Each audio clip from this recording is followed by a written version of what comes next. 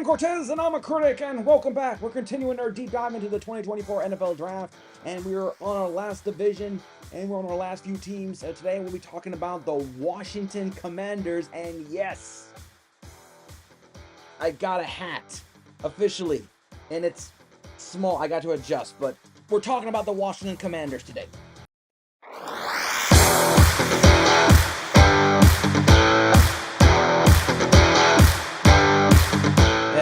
There we go. So, Washington Commander with a brand new hat and a brand new coach and a brand new team and a brand new owner. Why it still look like the same old Washington team of the past?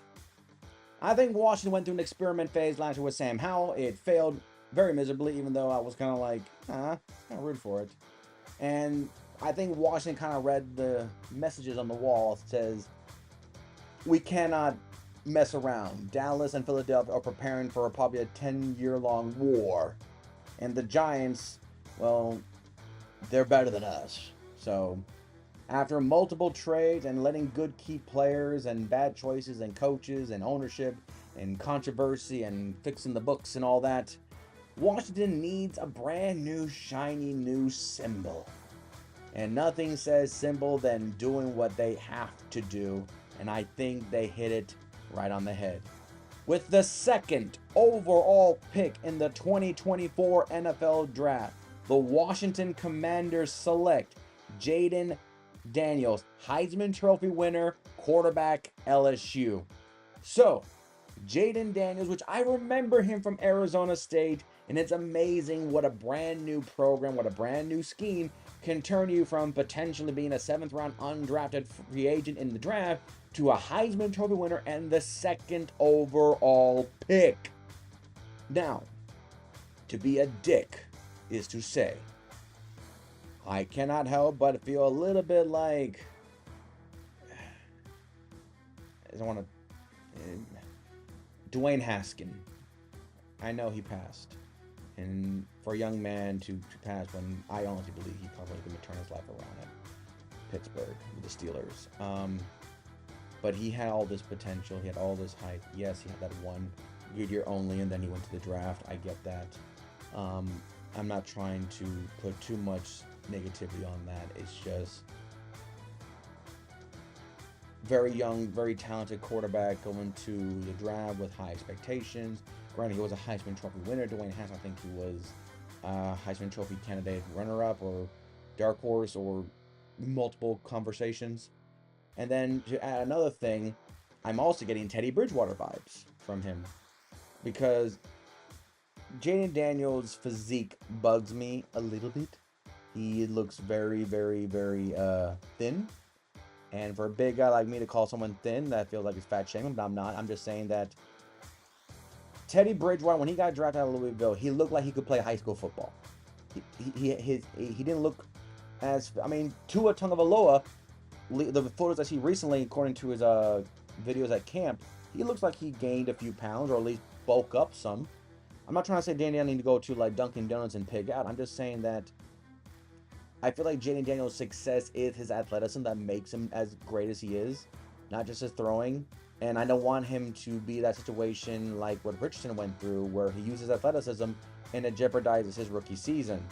Washington, I feel like, and with today's quarterback market, quarterbacks are on a much tighter lease. It's almost like 2 years and then that's it. And it depends how bad your first year. It might be one and done. Just because you're the second overall pick, there's no guarantee you're there for 4 years. Or at least you're guaranteed another new contract. And with the division as it is, he's already in a tough spot. He has to help this program that's going through from front office to the field changes, not just the name. Not to mention, he had to go against literally the other two other juggernauts that are both saying Super Bowl or bust every year, rightfully so. And now you got to come in here as a brand new quarterback. And my biggest concern is, is the overhype warranted? That's kind of like a dick move to say. And two, doesn't he remind me of other quarterbacks that came into the league and somehow didn't? Teddy Bridgewater, Dwayne Haskins, great potential, very thin physique. Could he adapt? I feel like might be different for Jayden because he went from Arizona State to LSU. and he matured. He bettered himself to make it to this point. It wasn't just LSU saying, "Here you go, your second overall pick. Here's the Heisman." He didn't accept no participation trophy in this journey of his. He literally had to work his butt off to the point where he literally was on the edge of football may no longer be in your future as a young adult in college. He went from Arizona State to LSU. So he literally had to go across time zones to better himself. And he did. So without putting gloom and doom, this to me felt like the most obvious pick besides Caleb Williams. So him going second overall made sense. Also getting RG3 vibes too. But a negative on this video. But I feel like Jaden Daniels is the perfect pick for Washington. New head coach, got your quarterback good choice, and you got to go one. So, but then I was worried about, but Dan Quinn's a defensive mind. He needs defense in his mind. So, with the 36th pick of the 2024 NFL Draft, the Washington Commanders selected Jahan Newton, defensive tackle, Illinois. I feel like Washington did what Miami did before they got Tua. They cut all the good players. So when the new regime came in, it's like, you guys left me nothing. It's like a new chef coming to a kitchen and all the good ingredients are gone or used. It's like, but we need you to cook a 5-star restaurant caliber food. With what? You gave me nothing. But we'll give you first dibs on the ingredients. Cool, but I still have to make the recipes. I still got to cook them. I got to see if they work in this restaurant. So, I mean, I thought Washington was going to be a little bit more aggressive and try to get back into the first round. I honestly thought they might go for an edge rusher, honestly. I feel like that was more of a Quinn's approach. But going interior defensive tackle, especially if they're going to a 4-3 defense, which I feel like speaks better for Quinn and company. So going for Newton in the interior side makes sense to me. Now, we do have Daron Payne and Jonathan Allen inside, so this will be more of a rotational player, which I think that will help. We got Dante Fowler Jr., which I'm not going to lie, I can't believe he's still in the league. I mean, this guy was a first-round pick out of Jacksonville, tore his ACL rookie season, and then he just been talented at spurts all over the league. And seeing him in Washington, I guess, just makes sense for a rebuilding defense. And then, of course, you got Armstrong on the right defensive end side, which I just kind of feel like that might be a little bit like, solid, very strong in the middle, and with Newton's going to keep Allen and Payne fresh, and I feel like that's the point. Staying on defense and staying in the second round, because apparently Washington bulked up in the second round, with the 50th pick of the 2024 NFL Draft, the Washington Commanders selected Mike Sarastel, corner, Michigan. This guy was a major factor for the Michigan Wolverines national championship run and on that defensive side. I feel like this is another solidified player that knows what it takes to be a champion, that knows what it takes to win a good defense, that loves defense, and knows how to read it well. This guy comes in, I feel like Dan Quinn brought him in as eventually become probably the new captain of this defensive rebuilding program. Now, granted, even I said all those positive things about this guy, he's still the backup, but I feel that's going to change. I don't know how they feel about their last round's pick for themselves when it comes to defense, but I'm going to give the benefit of Mike as been on a powerful team, won a national championship, commitment, dominance. I'm going to take his ethics, his approach, his upbringing at Michigan that's going to translate well, especially when he's working with a defensive-minded coach who was part of the Seattle defense that made it so formidable in the back in the day. So to me, this feels like Quinn is probably trying to build his own Legion of Doom in Washington. You got your man in Mike there at the cornerback position. And I said he'll be probably a now. Just need some time to develop, but I won't be surprised you start seeing an impact right away. Then, 3 picks later, probably my favorite pick for the Washington Commanders, believe it or not. With the 53rd pick, yeah, like I said, they tripled up on the second round. With the 53rd pick of the 2020. With the 53rd pick in the 2024 NFL Draft, the Washington Commanders selected Ben Sinnott, tight end, Kansas State. This feels like a steal. They do have Zach Ertz. But Zach Ertz, we all know, is on the end of his career. I mean, he was in Arizona, he was from Philadelphia, went to Arizona. We all know that Zach Ertz is on. I'm not saying he's washed. I'm saying that he's on his, his farewell tour, if you will. And you got Ben in there, who I feel like Zach will be your possession inside 10-yard possession receivers. Maybe get some open on the play action, but Ben is going to be your new go-to tight end.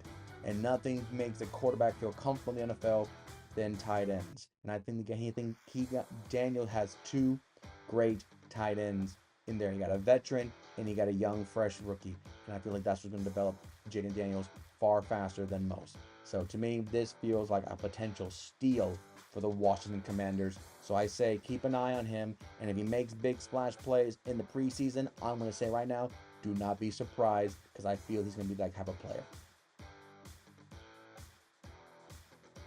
Then they got all this lovely weapons for defense and offense, but now we must talk about the biggest thing.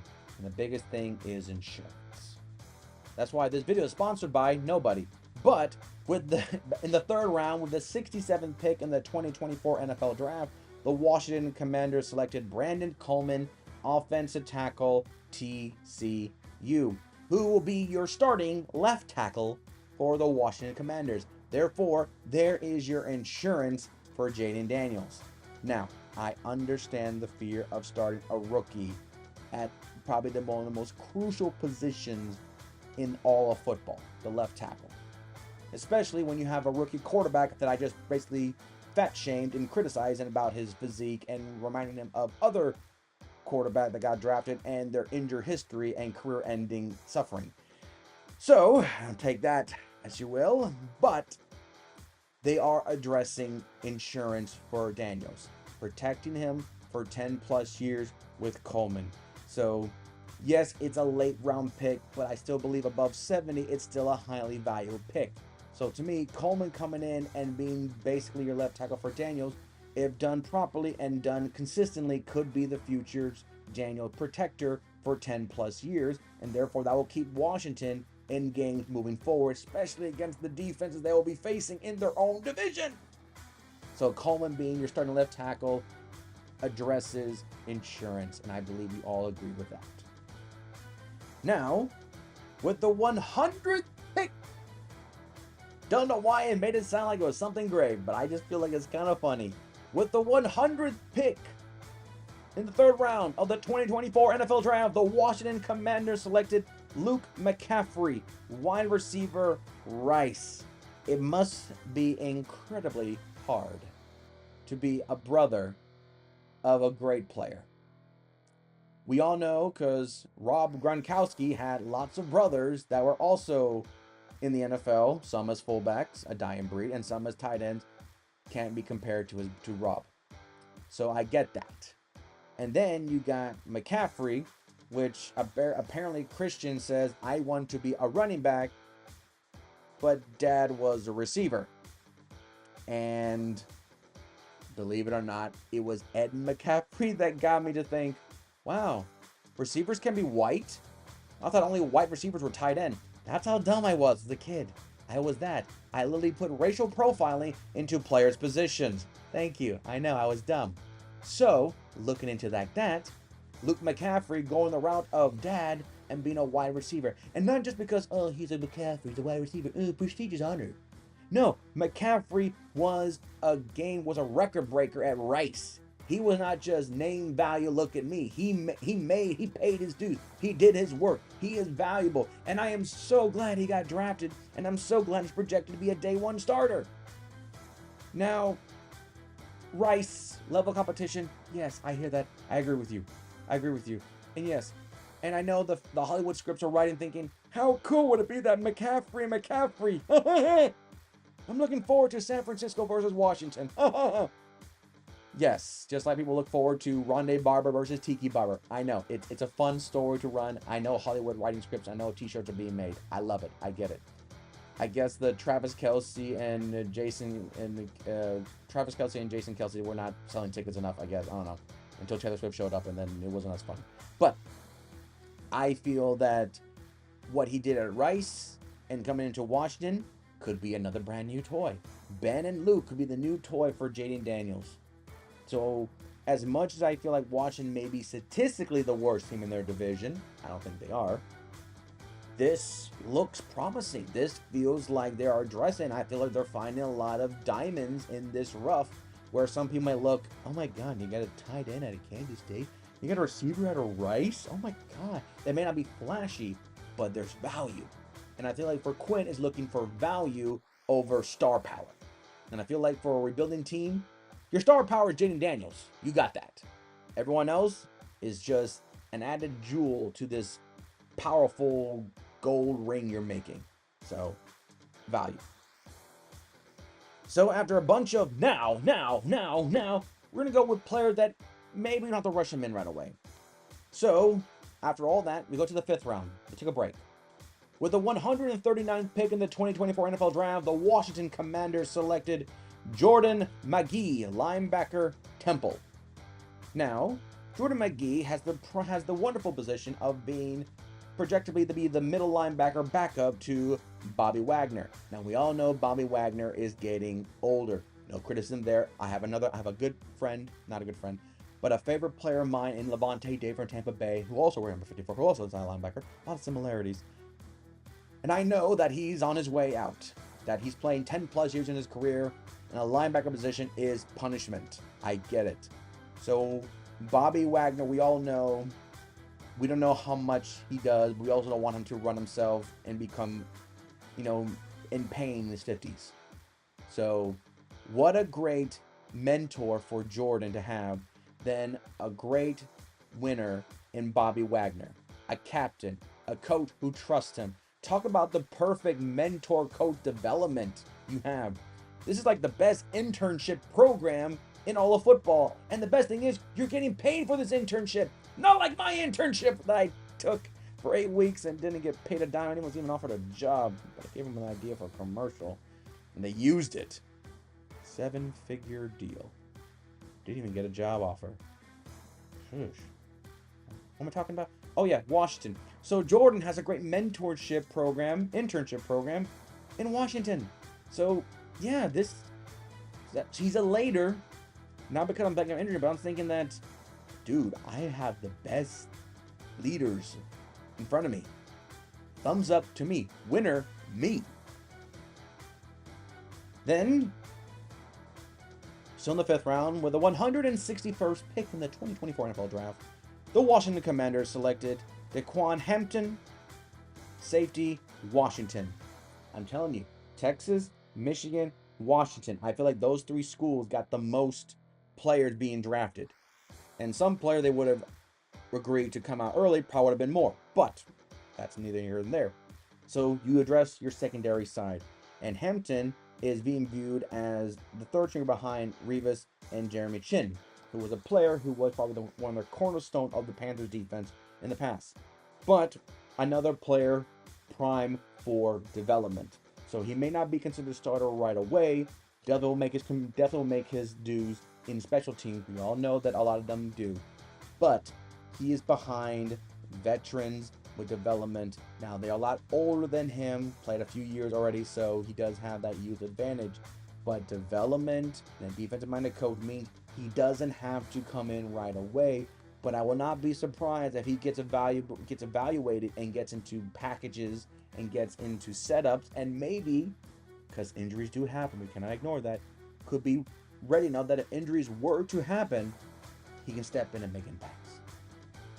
I believe the Washington defense is going to be better than it was last year, even though all the players they got to like sweat.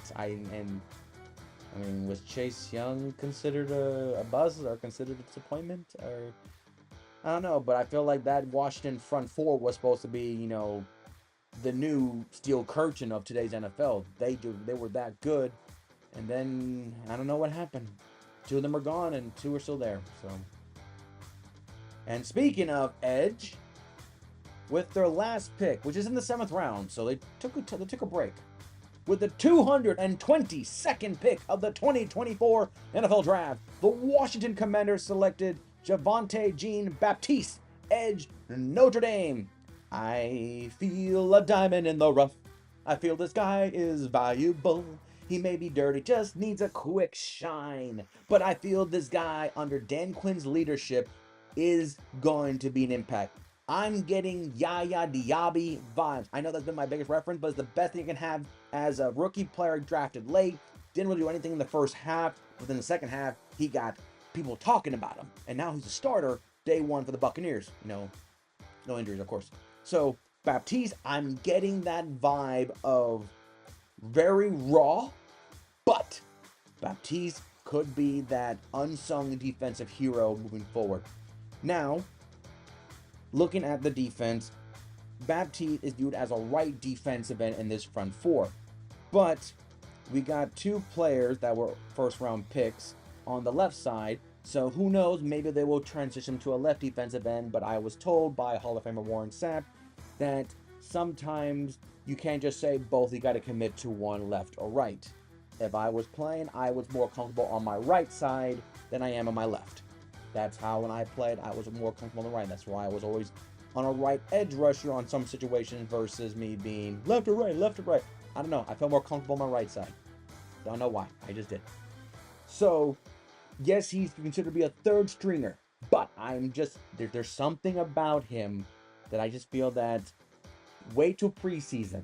He's going to make plays in preseason. He's going to dictate his value to the point that he'll be too valuable not to utilize him as soon as week 3. Not saying a starter, but get him in the rotation. 3rd and 12, 2nd and 2, get him in there. Get him there in situation, and we'll see what happens. Goal line situation, see what happens. But I'm feeling this guy feels very much like there's something there. There's something there. So, all that praise and all that glory, where do I give Washington? Not yet, guys. I'm sorry. You're not yet. Not yet. Sorry. Not yet. Not yet. Not yet. The NFC is too full for you guys right now. Of course, preseason can change. And we know Daniel Jones going to have a, CJ Stroud, type rookie season, or have a Bryce Young. We don't know. That's the great thing about rookie quarterbacks. We hope the ceiling is high in the first debut. We want that. I get that.